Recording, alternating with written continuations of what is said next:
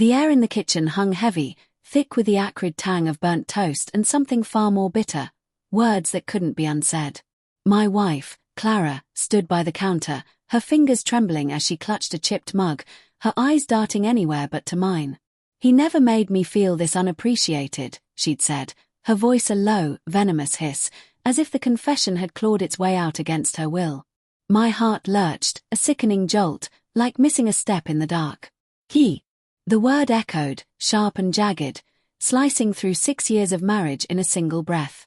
I froze, my hand still gripping the fridge door, the cold seeping into my palm. The hum of the appliance was the only sound, a mocking drone against the silence that swallowed us. Who was he? Her ex, Tom. The man she swore she'd buried in her past. Or someone new, someone I hadn't even suspected. My mind raced, stitching together fragments. Late nights at the office, her phone angled just out of view, the way her laughter had dimmed when it was just us. I wanted to scream, to demand answers, but my throat felt sealed, my tongue leaden with dread. "Clara," I managed, my voice cracking like thin ice. "What did you just say?" She flinched, her mug clattering against the counter. Her hazel eyes, usually warm, were stormy now, clouded with guilt and defiance. "Nothing," she muttered, turning to the sink, her movements jerky, like a marionette with tangled strings. "I didn't mean it, Mark. I'm just tired." But the lie hung there, flimsy and transparent, like a cobweb stretched too thin. I stepped closer, the linoleum cold under my bare feet, and caught the faint scent of her jasmine perfume, familiar, yet suddenly foreign. "Don't," I said, sharper than I meant. "Don't lie to me." My pulse thundered, each beat a question. How long? Who? Why? I thought of our mornings tangled in sheets, her soft whispers of love, the way she'd trace my jaw with her fingertips. Had it all been a performance? I wanted to shake her, to unravel the truth, but part of me, cowardly, desperate, wanted to believe I'd misheard.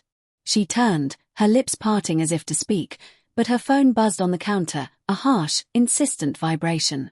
We both stared at it, the screen lighting up with a name, Tom. My stomach twisted, a cold knot tightening. She reached for it, too quickly, her fingers fumbling to silence it. "It's just work," she said, but her voice wavered, betraying her. The room felt smaller, the walls pressing in, the air thick with unspoken accusations.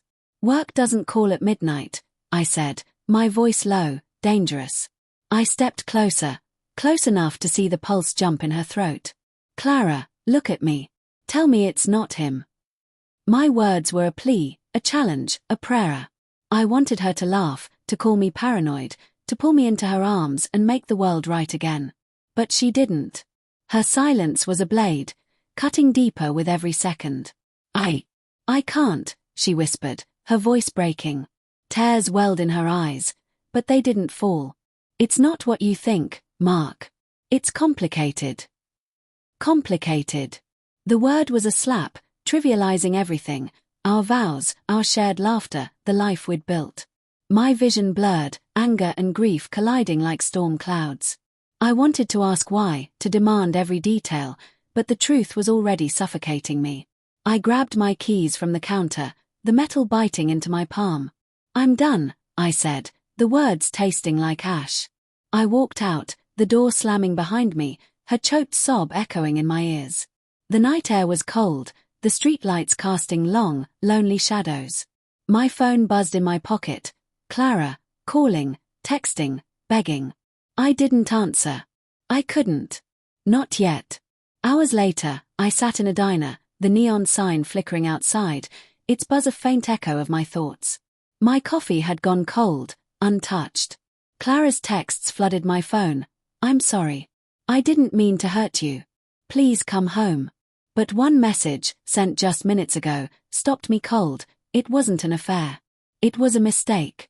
I just needed to feel enough. Enough. The word burned, a quiet devastation. I thought of her laugh, her touch, the way she'd always been my anchor. Had I failed her? Had I missed the signs? Too wrapped up in my own world? Doubt gnawed at me, but so did the image of her phone, Tom's name glowing like accusation. I stared out the window, the city a blur of lights and shadows, and realized the truth wasn't just hers to carry, it was ours. And it was unraveling everything.